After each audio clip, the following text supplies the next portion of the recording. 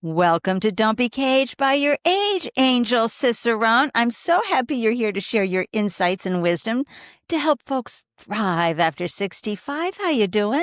I'm doing great today. Thanks, Ande. Listener, Angel is a powerhouse entrepreneur, author, and pro-aging advocate. For nearly 15 years, she's been turning around and growing hundreds of local retail and restaurant businesses through her tenant mentorship program and her book, Growing Small. And today, with Aging Disgracefully and Old Broad New Tricks, Angel is inspiring thousands on TikTok with her bold message that it, quote, takes balls to keep growing after you've grown up.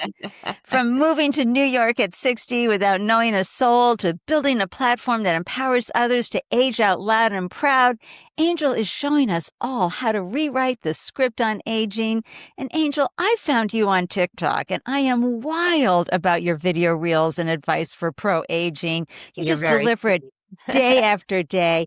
Please let folks know your age and where you live. I just turned 70 in August, and I live in New York City.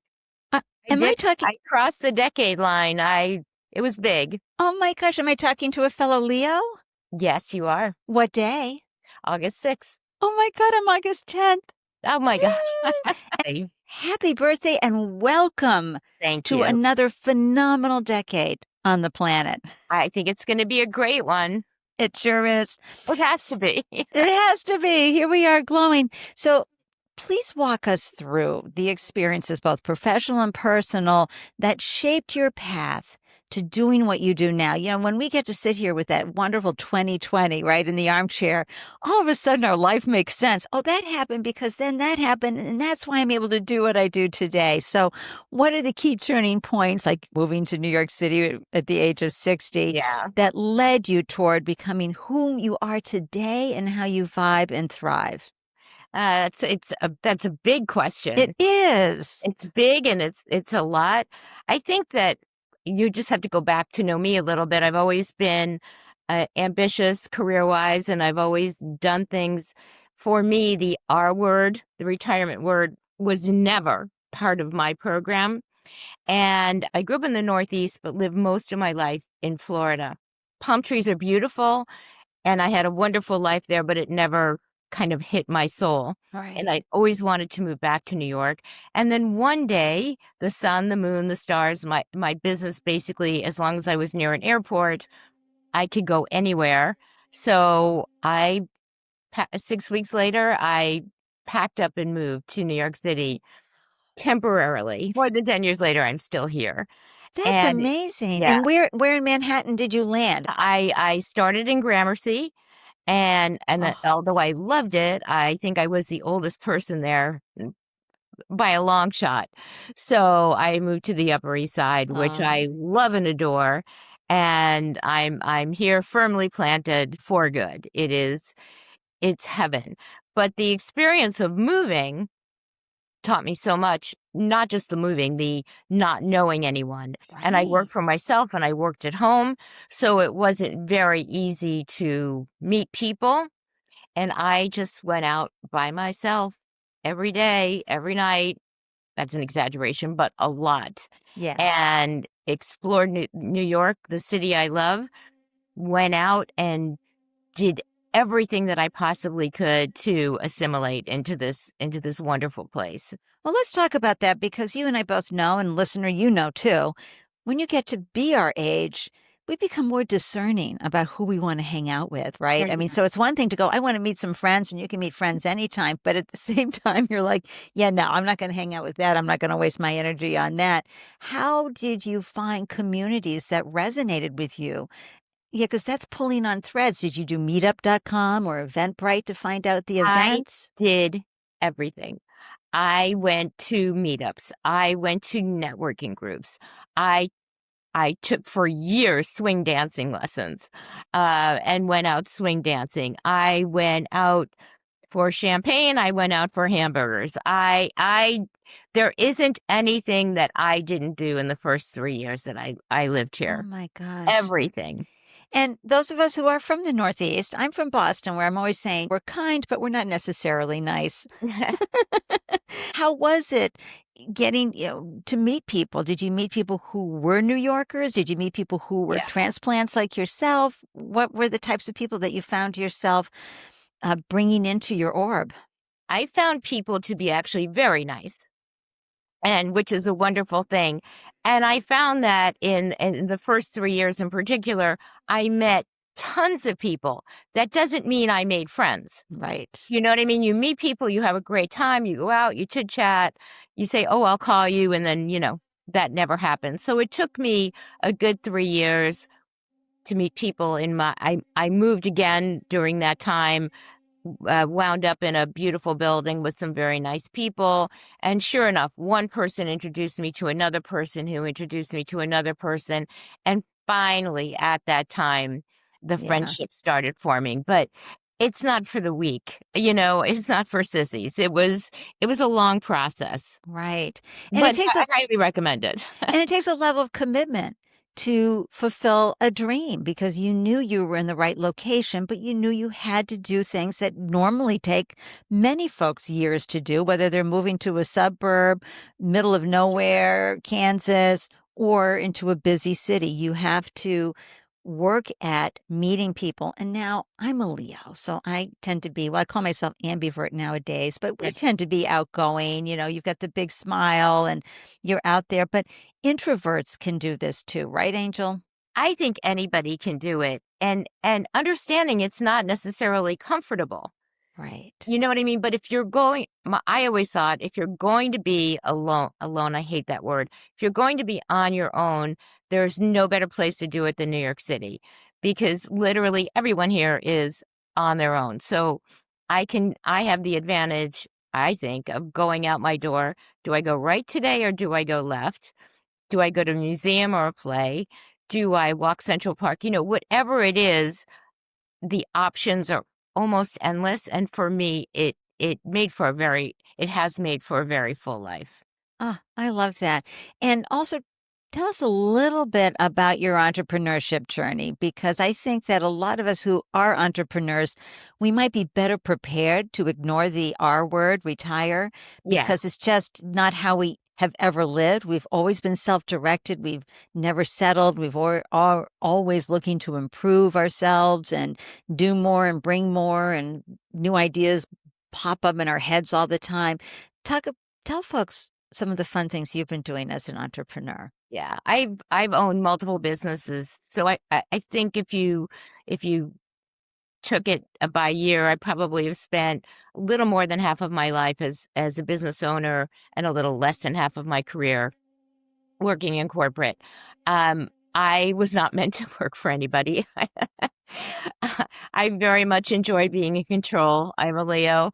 But I have a wonderful business and I'm very passionate about small business. I've owned several and I work with independently owned retail and restaurant owners because that is the hardest thing you can do in life is own one of those businesses.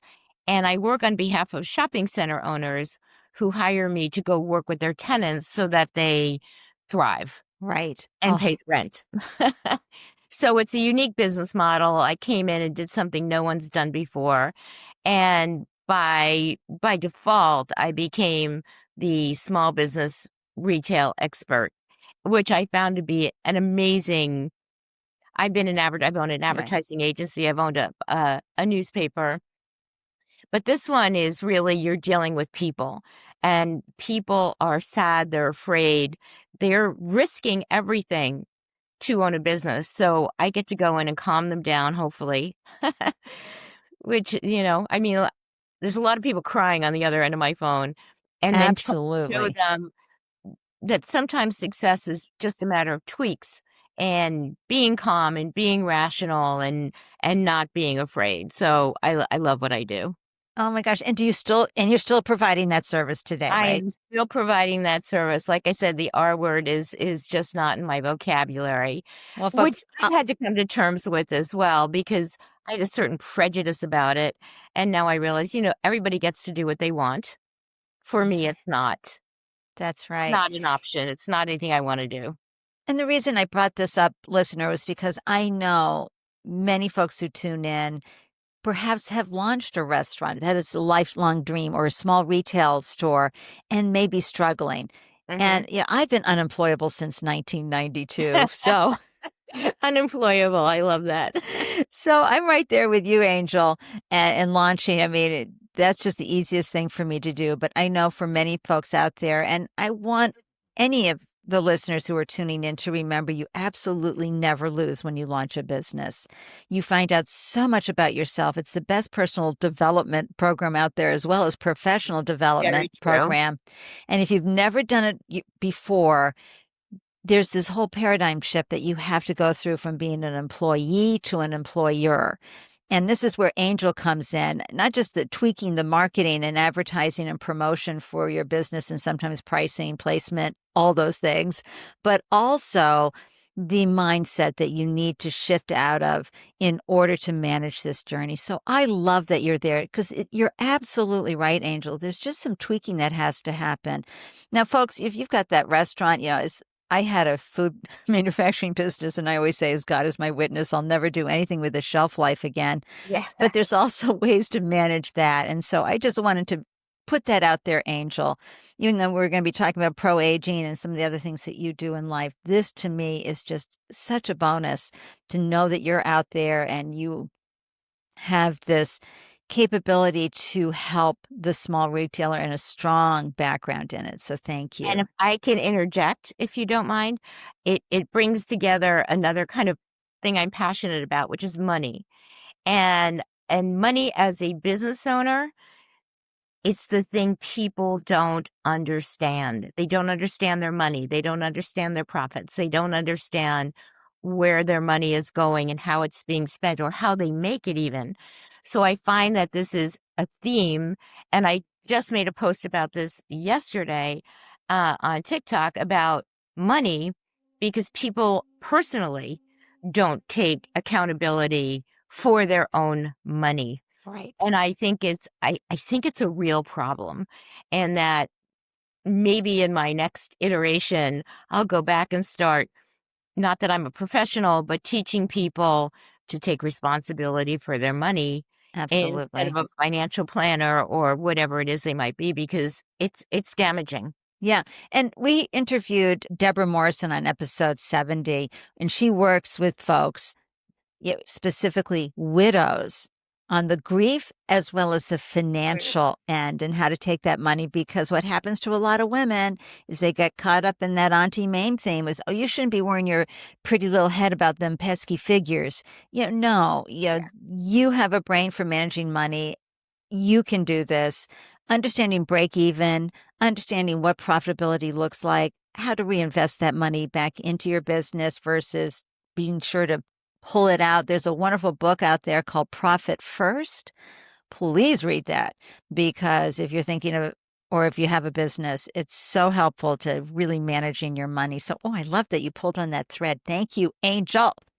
So, let's talk about, because I also on episode 69, which I did when I turned 69, talked about busting the boomer tech myths because you and I both know we went from rotary phones to smartphones Yeah. to vinyl to streaming. Yeah, we've had to figure out tech all the way. And I don't think people realize how many folks from our generation are on TikTok and kicking ass on TikTok. How did you make this shift in how you communicated with people, and why did you choose TikTok, videos, all the things? Share your TikTok story. Sure.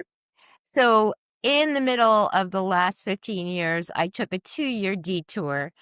I was recruited by a tech company, and a live stream tech company. So I love tech. Well, to even go back before that, I had a podcast called Easy Retail Tech because people who own small businesses are afraid of technology.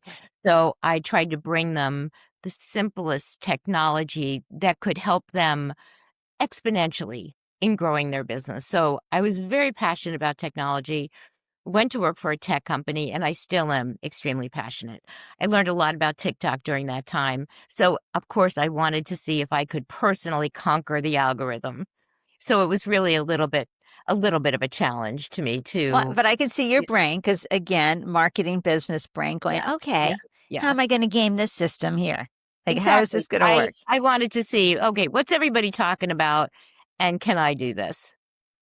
And so you set up your tripod, you set up your video. There's so many questions I have because what I love about TikTok, listener, is that nobody needs to be polished on TikTok. Nobody has to have their act together. Nobody's being judged. Is that quality content or not? Instagram, yes. LinkedIn for sure. But TikTok, you can come your Yeah. full self. You can be in your shower cap and bathrobe for crying out loud. Nobody cares. Okay. But there is a learning curve. So how did you learn to sort of talk to the camera so that you could talk to folks? And what was the messaging that you wanted to get out that you thought was important, even though you were, quote, experimenting? So it started out very differently. I started it out as a business. I have a couple of TikTok accounts, but it started as business. I've done a lot of speaking and recording and podcasting, so the technology side of it, setting that up was not a problem. But if I go back and look at these first TikToks, I was providing value. They were polished. And I'm like, nobody, nobody looked at any. So I gave it up and went back to it and gave it up and went back to it. And then one day I decided, okay, I'm going to try this on a personal level. And I started what is now Aging Disgracefully, but it started as New York City Solo Adventure. And that's where I went out solo and tried to take people on that journey and encourage them to do the same no matter where they live, because there's a freedom and a liberation in being able to take yourself out, enjoy your own company, Right. and do things on your own. So that's where this whole thing started. When you took up the let's get personal with folks and really started to share the journey of aging and being out solo in the world and how to connect with others and how to sort of fuel your purpose and passion out there in the world, in spite of, as people like to say, the fact that you're now over 60 and most of our society is like, go away. What was it like when folks started to tune in and started to respond and started to engage and leave comments? It was really exciting, actually. Like you feel like, oh my God, somebody's seeing me. But it continued to evolve, which I think is the point of all of these things that we do, online, business, whatever, is to understand that you never get it right the first time and you have to keep going. So I changed it from New York City Solo Adventure because it was such a narrow look at things. And I changed it to Aging Disgracefully to really talk about all the aspects of aging. Because as we know, first of all, we're a generation that did not have role models of people who were aging vibrantly. Right. People were old at 50. People were old at 40. So that was number one. Number two, to give people some kind of idea of what's possible as I'm taking the journey myself. I mean, it's not like I have any answers, but I'm on the journey. So come along with me and let's see what's possible. So in changing it to Aging Disgracefully, I was able to broaden the scope. And what I've created now is a mini research lab, because I ask people questions and I get tremendous responses from them about things. Do you carry cash? Would you ever get married again? You know, these kinds of questions that people are answering by the thousands, as well as things like Well, recently you did the coffee and coffee coffee and cake. cake. Over 400,000 views on TikTok, clearly hit a core memory for people. We are longing to get back to a Yeah. time when we have real life connection. And so if that's the direction that this is going, then I will be the happiest person on earth. Listener, my favorite reel that Angel just did is something I aspire to as I age, and especially if I become a widow. And that is my plan is to eat 4 nights a week at the bar, at a restaurant. So there I am doing my usual scrolling through Angel's wonderful reels, and there is a how to go out and eat at a restaurant alone. And it was so good. And she's like, and not only how to do that, but where not to sit. And also the advice you have. So don't sit at the corner where you're looking way down the bar. Sit along the bar there, but also strategically place yourself where you know people are willing to talk with you. And that's the beauty of sitting at a bar, and why I love it for eating is because I get involved with the bartender, people sitting at the bar. There's just so much going on. It Yeah. entertains me. But you also said don't sit where you are going to have backs put to you. So you see a left and right couples are talking, and they are definitely in their own world. It's psychologically damaging to have someone sit with their back to you, and it's going to ruin your evening. So Yeah. don't do it. It's, but they're little tips and they help. We may not be, but many, many people are afraid of this. If you look in the comments of that video, I'm too Right. scared to do it. And I'm like, what? I understand, Yes. the But valid, what happened? but yeah, what happened? Why are you so scared? Right. What do you think is going to happen? I think it boils down to they think they're going to be judged, or they're dressed wrong, or they're going to look old. I don't know, but it seems something we all need to get over. Well, and I think we got to get out of the house. So that's the first thing. And second, if you have a strategy, so you're not that person, and look, you could be that person with a good book, with your meal, and not care what anybody is thinking. You're very happy to be eating out. But if you're looking at it as a way that I've got to stay socialized, because if I continue to stay in my home and not get out, this is damaging. And so I love the strategy, but also you're walking in with a game plan. Okay, where am I going to sit? How am I going to do this? And I I just thought it was wonderful. And so what were the responses? How did you respond to the folks who said, I'm afraid of being judged? I asked them why they are afraid, because then we'll continue to try to address that. I think the whole thing is that you hit the nail on the head. You can't sit home. Right. Your brain turns to rice pudding. It's very damaging. If you recall, I saw an article. It was called Joy Span. It was in the New York Times, and I made a Right. post about it.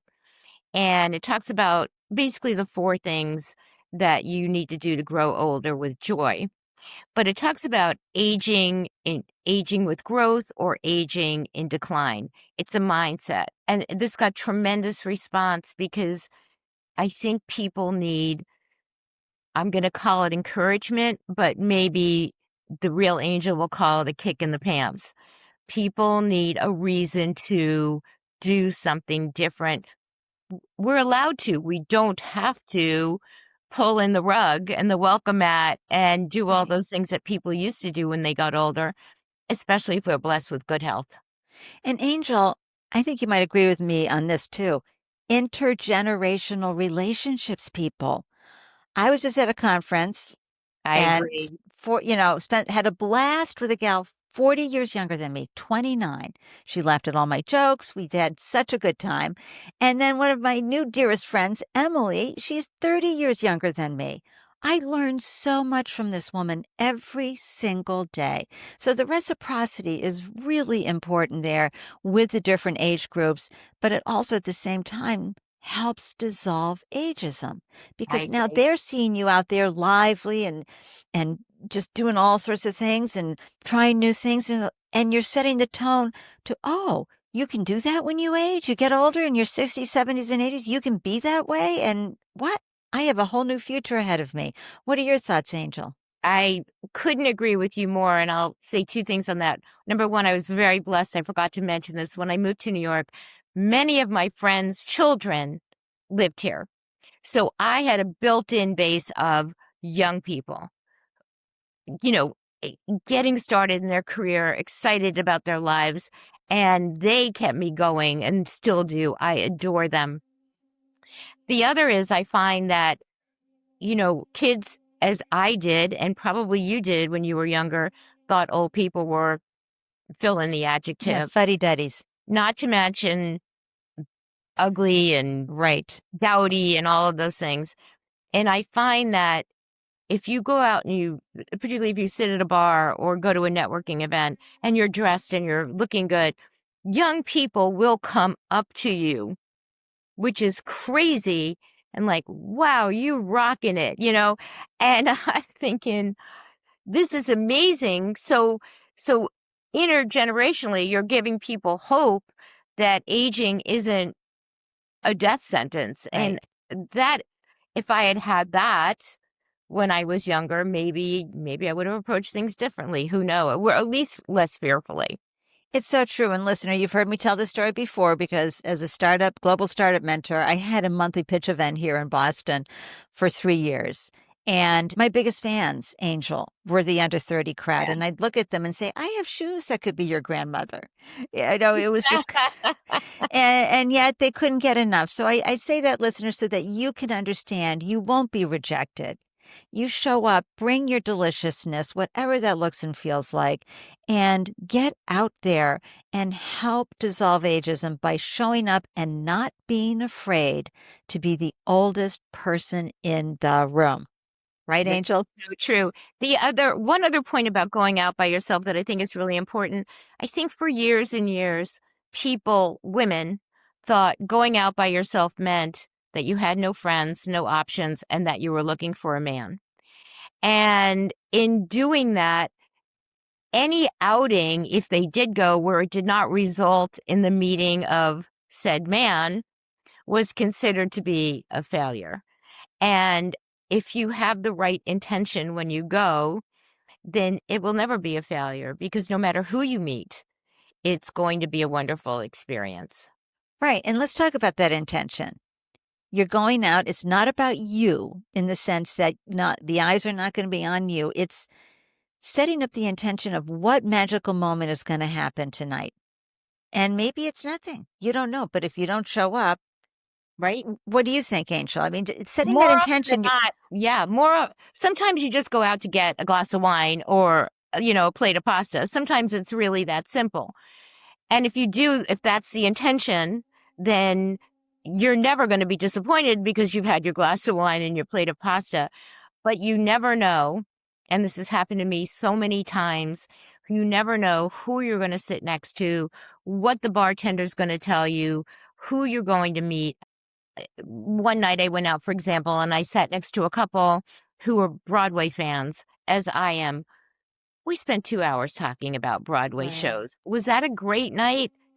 Absolutely. It becomes self-fulfilling. And if everybody knew the feeling that I had when those things happen, they would do it every day. It sparks your brain. It lights up Yeah. your soul and life so that now your juices get fired up and all of a sudden you are thinking about possibilities. It's Mhm. just the flow.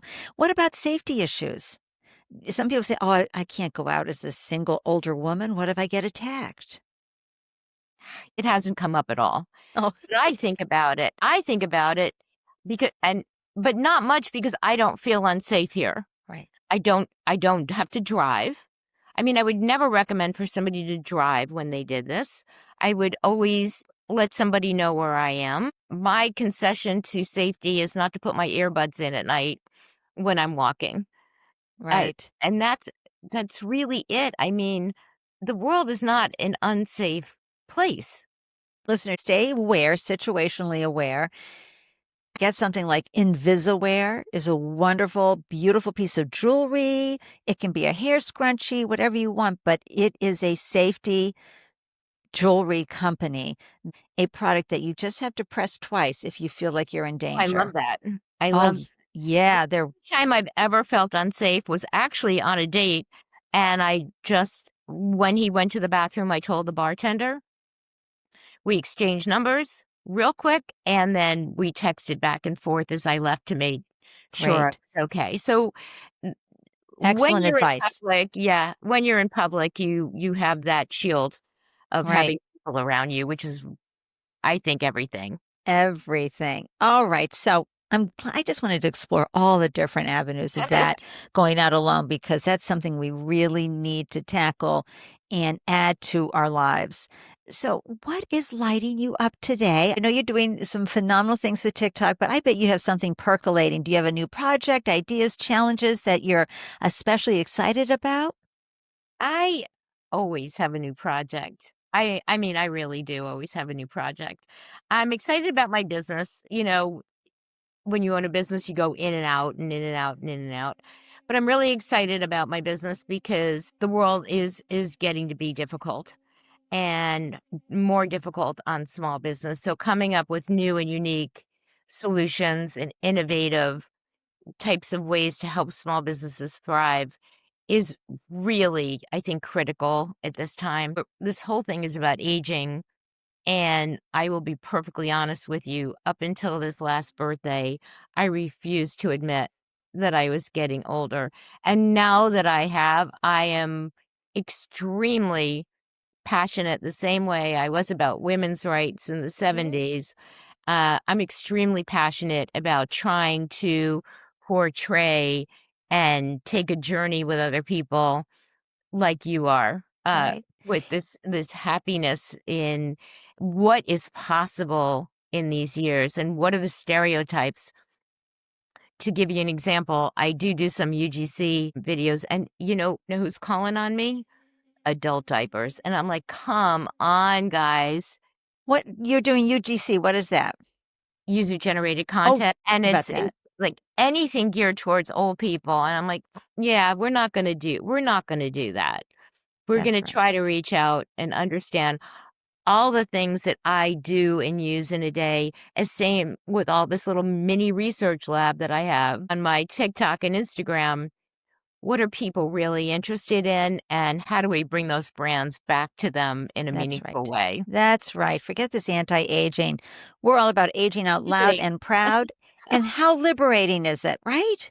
It was Yes. the yeah, I came out, and when I turned 66, I held up this sign here, the US Route 66, in front of myself, and you could tell I was scared and wondered if people would still love me. But now, all these years later, that I've just been aging out loud and proud across, my age is splashed everywhere. Yeah. Not only is it liberating for me, it's liberating for so many others who are seeing you do this. I had to own it and embrace it.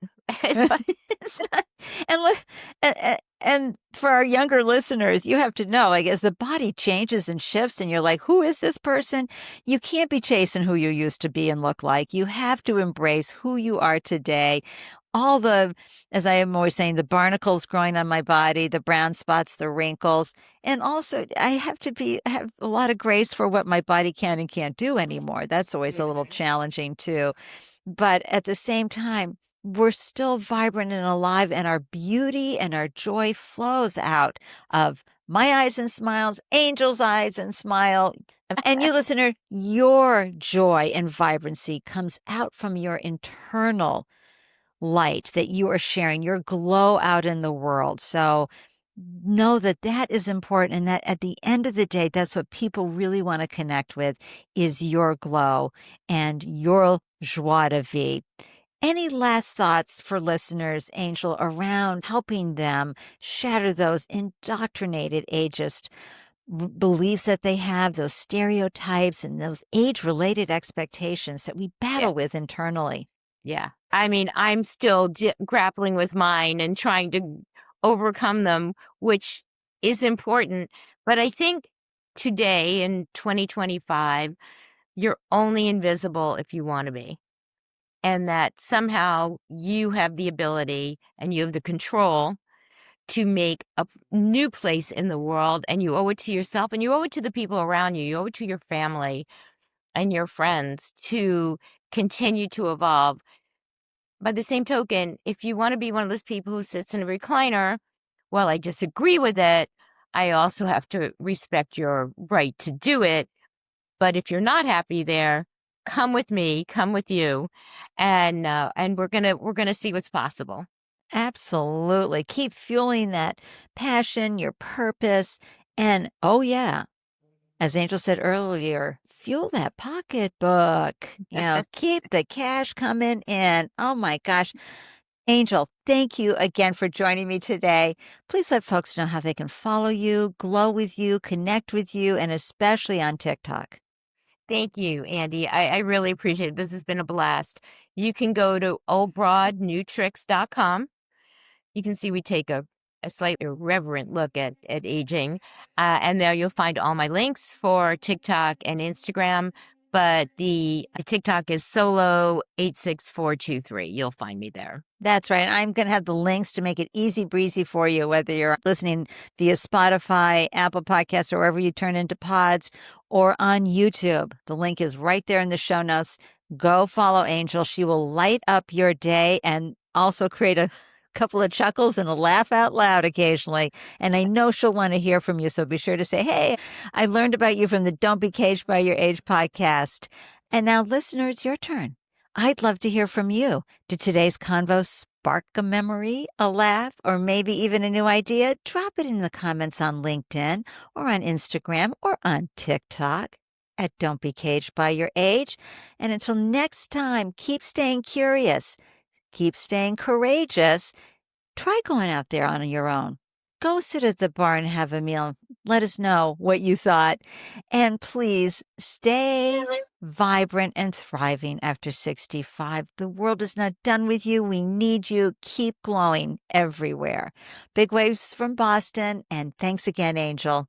Thanks, Ande. It was great. Listeners, I'm so grateful you carved out time to tune in and grab the gems from this delicious conversation. Be sure to hop on over to Don't Be Caged by Your Age on LinkedIn or Instagram to share your thoughts about ageism and unretirement. Because in this space, your age doesn't define you, it refines you. If you are inspired by a story you hear, it would mean the world to me if you would subscribe, share, rate, and review the podcast. To receive an alert whenever a new show is posted, please join the Don't Be Caged by Your Age newsletter. Every month, you'll receive links to the podcast and helpful resources for creating possibilities for your unretirement days. Thank you for tuning in. I am so excited to hear how you found ways to thrive after 65. Waving from Boston, cheers.